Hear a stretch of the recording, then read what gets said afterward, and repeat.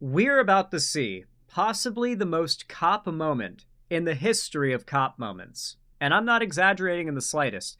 This might actually put that time where those two police officers stepped out of their squad car after they had put a guy in there. I think the guy had done something very, very minor, like didn't make a child support payment or something. So they arrested him, and they were going to take him in for booking. He's in the back of the cop car, and a squirrel drops an acorn onto the squad car. And as you all know, when an acorn hits a squad car, it sounds like a 9mm going off. And as you do, the police officer, the male police officer in this case, it was a male and female officer, pulls out his gun on body cam and proceeds to unload into the police car that he has just put a very low tier criminal into. Like a very low tier suspect, like a guy who is not a serious threat. He is just emptying a mag into the car, and then he falls onto the street having a fake gunshot. He thinks he's been shot, supposedly, and starts dragging himself like in a video game, like in a Call of Duty cutscene, when like your character is like mortally like down to their last wire and is like dragging themselves by their gun. You know, he's doing that like on the fucking body cam. Meanwhile, he hasn't even been shot. No one's shot at them. His partner, not knowing what's going on and, you know, trusting her partner, starts firing into the car too at this poor dude who's just trying to stay alive. Anyway, that video, that is one of the biggest cop moments ever, but this one might actually have it beat. It might actually have it beat, because at every point of what you're about to see, the cop could have just said, "Oh, my bad, I was wrong, please go on with your day and have a good one." But instead of doing that, the cop had to be right. And that is why we got this video. Possibly the funniest arrest or pulling over body cam video I've ever seen. It doesn't bother you, huh? Yeah, a lot of times you can. Maybe it's different because I'm a girl. So he's pulled a woman over. He's approaching her window. Hey, good morning. I'm Deputy Gasala with the Palm Beach County Sheriff's Office. Recently, why you're being pulled over in the city of Lake Worth today. We're doing an operation for distracted driver, and you drove past me holding the phone with your right hand, manipulating that phone. I mean, you know that when she heard right hand, you know that like inside there was like so much neuron activation in her brain. The amount of neuron activation in her brain when that cop said you were holding the phone with your right hand. She must have been like, "Oh, wow, you motherfuckers just do that, huh? You just pull people over and just make shit up, huh?" Like that realization, if she's not known that before, you know, maybe she's had decent or good interactions with police in the past, like the realization that this shit actually happens must have hit her here, if she didn't already know it, like crazy. 'Cause like, that's just the cop overtly lying. Like the cop had the gall to be specific with his lie. And it was the specificity that got him caught in his lie. She is obviously innocent. She was not texting with her right hand. Let's rewind, though, because I don't want to interrupt this amazing video. And I have much to say, but let's watch. I'm Deputy Gasala with the Palm Beach County Sheriff's Office. Recently, why you're being pulled over in the city of Lake Worth today. We're doing an operation for distracted driver, and you drove past me holding the phone with your right hand, manipulating that phone. I mean, I saw you with the phone in your hand. Not. So you want to just call this a day? Or? I don't want to call it a day. You had a hand up manipulating the phone. You just said my right hand. Well, I thought I saw you with your right hand. Dude, his ego was so... You know, when a woman laughed in his face, his ego was destroyed. Just absolutely just shattered, ripped to pieces. And he knew he had to double down. His male ego and his cop ego were like Ouroborosing each other into a feedback loop of a need to double down on this.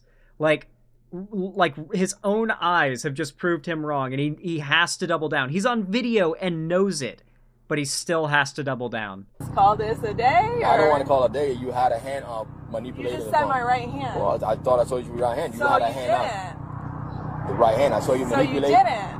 With the right hand, perhaps not, right? But I saw you. You didn't see me with my right hand. Okay, so are you saying that you saw me with my right hand? I know what I just said. I know what I just said. I'm asking you now. Did you yeah, or not have your phone on your hand? I did not. You did not have your phone in your hand? I did not. Hand to God, you didn't have your phone in your hand. Hand to God.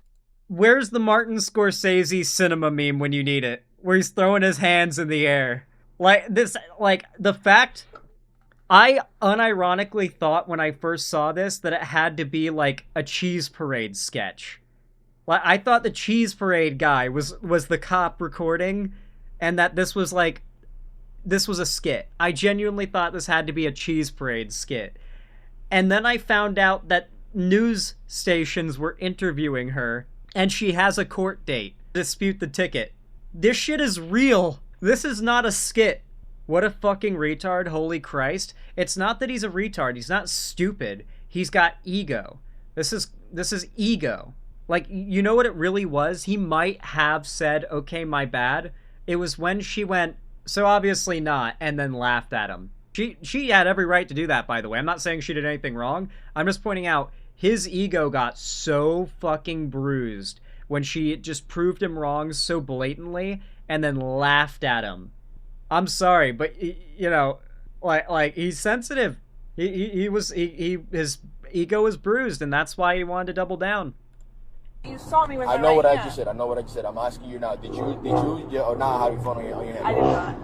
You did not have your phone in your hand? I did not. Hand to God, you didn't have your phone in your hand. Hand to God. Hand to God. The other hand to God, you don't have your phone in your hand. The other hand to God. You have your driver's license, registration, and Yes, insurance I with do. you. If it doesn't bother you. What a massive fucking cunt. This guy needs to be fired. On top of that, we have a CBS News interview with that lovely woman who seems really nice and, like, really funny, too. Like, she just absolutely seems like a chill, cool person based on how she handled that. Like, no meltdown, no offense or getting upset. She complied immediately once she realized the cop was just going to be a cunt about it and was like, I got everything I need. I see your body cam. I will just follow your orders from here on out, and justice will be done in the long run. And I have a feeling that's right. Like, she is clearly smart and has the right attitude about this. So let's see what she has to say about this without, you know, having a cop's camera in her face when she's being interviewed.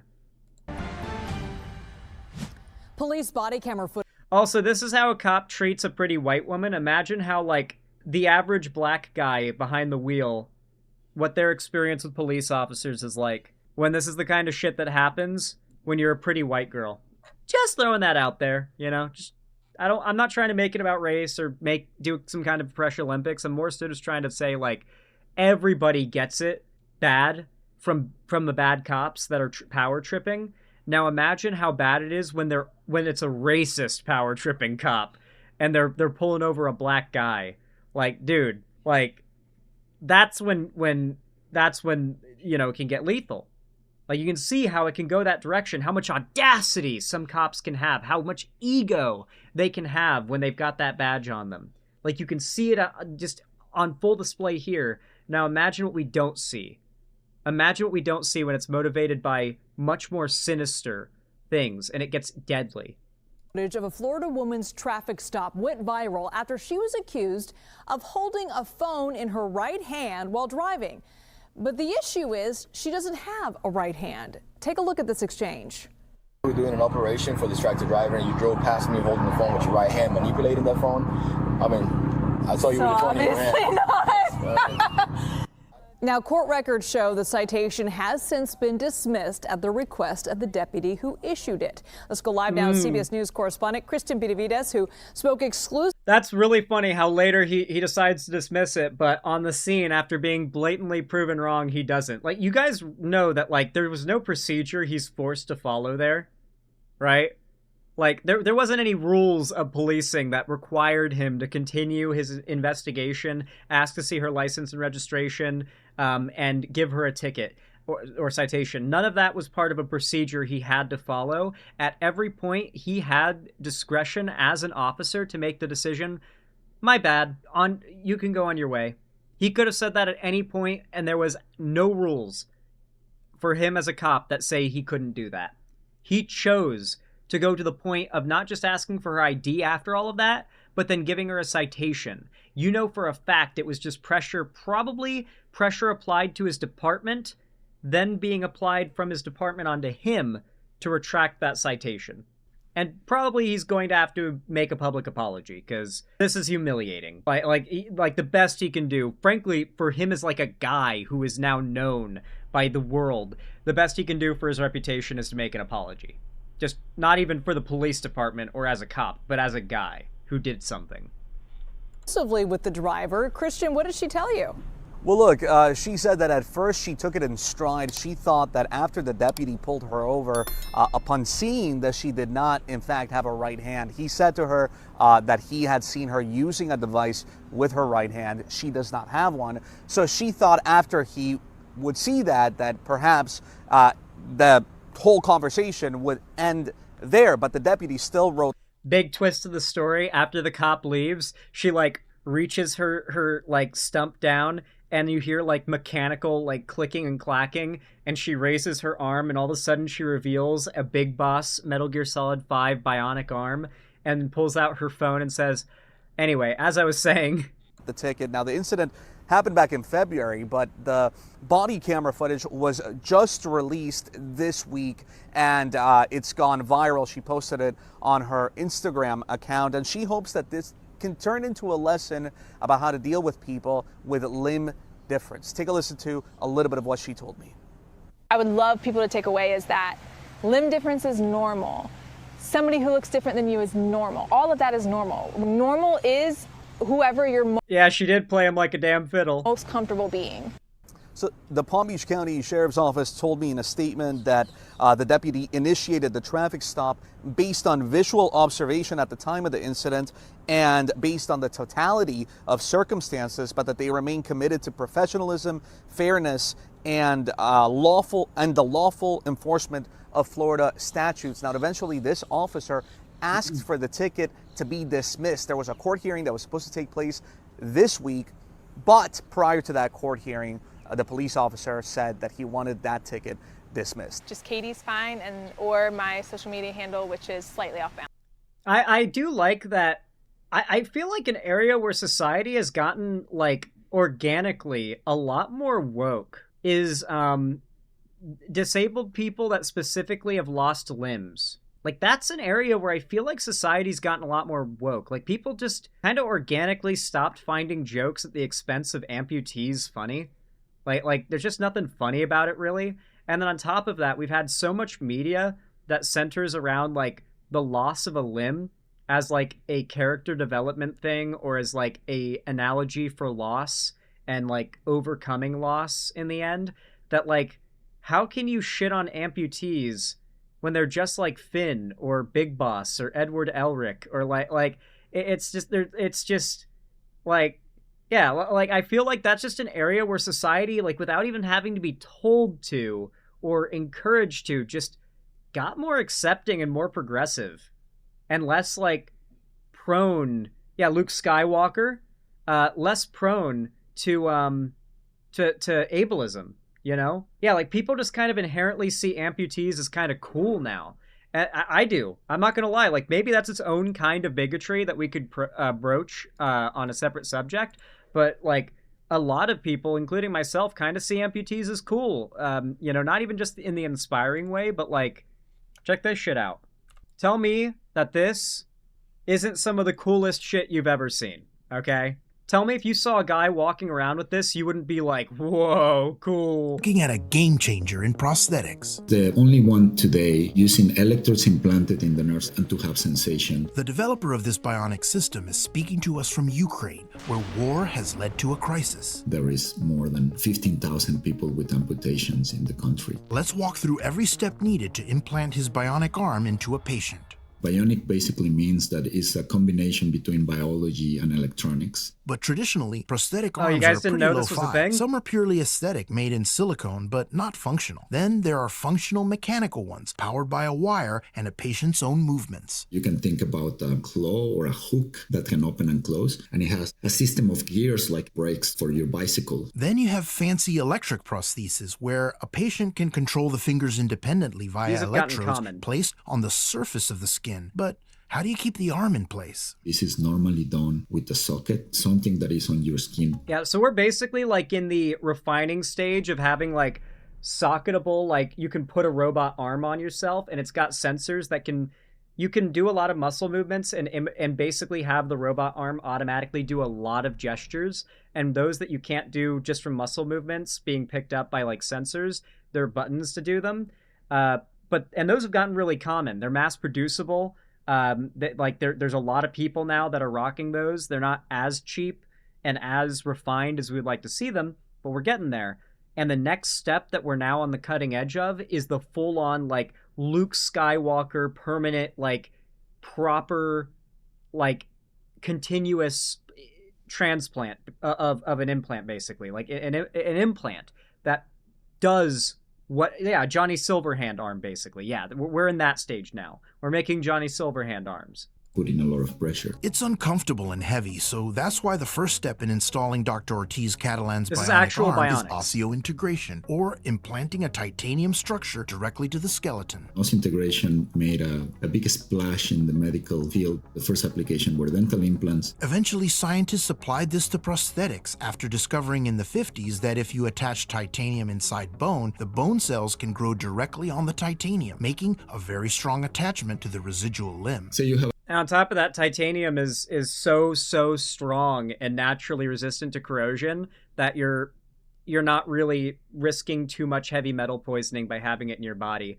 You know, like, a lot of people break a bone and end up with titanium plates and screws in their body, and it's kind of crazy that titanium is perfect for it. You know, it's just expensive, but perfect. a transhumeral amputation above the elbow. The surgeon will place a titanium implant that looks like a screw inside the center of the bone. And you leave it there for a few months. In that period, the bone cells grow around the titanium implant. And then you place a portion of the implant that comes out through the skin, and that's where you're going to connect your prosthesis. Implanting into a residual limb that has been amputated below the elbow has its own challenges because there are two smaller bones, the radius and the ulna, and they move independently from each other. So they will move like this.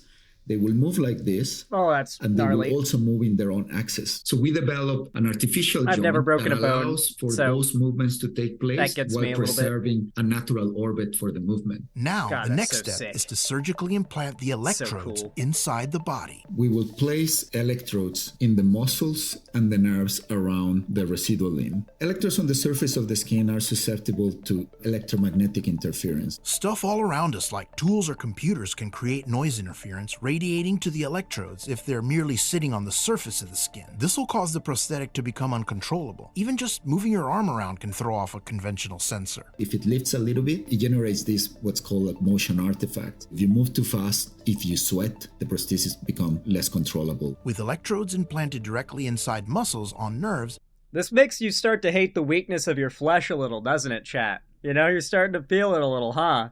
Like, I despise the weakness of my own flesh. Anyway. Balance. And that's been growing. Yes, exponentially. How many new followers have you gotten since this video? Since the most recent one, last I checked, was over 150,000 within a few hours. Damn! It's going viral. Can you just walk me through this video? I mean, I think what is so interesting Audio to balance, so many Christ. people is the way that the officer reacted. And I wonder what was going through your mind as you were talking to that officer. Initially was, oh, this is gonna be funny, which is why I laughed, I cackled more like it.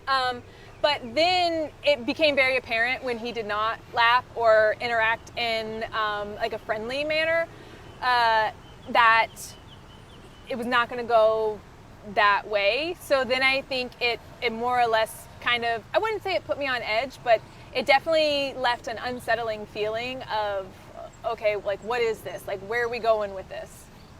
You mentioned that he mentions that you're using the phone on your right arm, or that you're using The RNG in him deciding to be that specific in his lie is crazy. Because he could have just said, like, you had a phone in your hand, and then the RNG that of all hands that he would choose, he would say the right one. There's a 50-50 chance he could have just said the left one, and this whole thing wouldn't have ended up the way it was.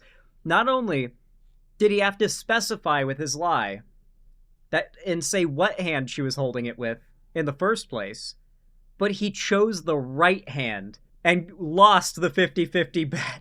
the phone with your right hand, which is not possible. Yes, he quotes the actual statute or law, which is manipulating your device, and then he goes a step forward and says with your right hand, to which I immediately throw up my right hand in the video and the body cam footage of the beginning of the interaction, and he says, well, and then, from there it snowballs into some additional lines of questioning that were a little out of left field. But did you feel at all when, at this point, the officer doubles down? Oh, for sure. He even goes to the point where he asks me, to hand to God or to swear to God. And so that choice of words, by the way, is insane from the cop. Hand to God is crazy. So me being me and my personality, I immediately throw out my right hand and say, hand to God. And he says, Face. no, the other one. So I think at that moment, rewatching the video, that moment's harder to rewatch just because when you start to analyze it, you realize he's not identifying my right arm or hand, for lack thereof, as a hand, right? By asking me to then put my left hand up as an act of swearing to God or to hand to God.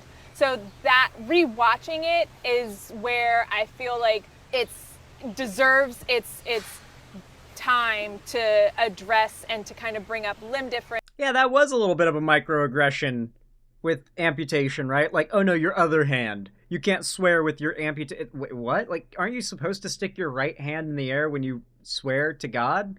Like, I'm not wrong about that, right? It's left hand on the chest, right hand in the air. I'm right about that. So that's kind of a microaggression to be like, oh, use your left hand then, right? Like, that's kind of fucked, low-key. Okay. Yeah, I see what she's saying. Adaptive athletes, anyone who just looks not, normal or society's normal, and how those interactions can go, how they can affect, I might be able to laugh it off, but for every one of me, there's several others that could destroy their entire day. What if I was a veteran who tragically lost my arm and it wasn't just from birth, I wasn't as comfortable with it? That could have really pushed somebody over the edge in that moment or after the fact and just created a lot of unintentional suffering, I think, that needs to be kind of addressed and looked at in terms of that phrase or that mannerism that he took with it was just not okay. Do you feel that this officer was sufficiently trained to deal with someone that doesn't have their I would right say if my interaction is an inkling of what he's been trained on, then the answer would be no. You don't think he was trained enough to deal with a situation like this? If he was, he did not embody that training during my stop. What would your message be to that officer? It would be just, I know we talked a little bit earlier, but I think it would be, to take time to, think about that interaction, do a little bit of self-reflection as well, and see, why you reacted the way you reacted, why you took those additional steps to, like we all say, double down on it. Why did you, ask me to put my hand to God over the situation? Was it really that serious of a situation that you felt like you needed to escalate it or to, inflame the stop itself before just, if you knew going into it you were going to write the citation, just write the citation. All the extra stuff was that. It was extra and it was unnecessary. I agree. That was one of the most blatant acts of police just power tripping I've ever seen. A police officer who can't understand what his eyes are seeing is a danger to society. Very, very good point, Miss Fires, and I agree. I definitely agree. Yeah, this story right here genuinely might top the story of the cops unloading into their own police car with a suspect inside because an acorn fell on it. This might actually be a bigger cop moment than that. I'm standing by that statement from before. Anyway, that's pretty much it.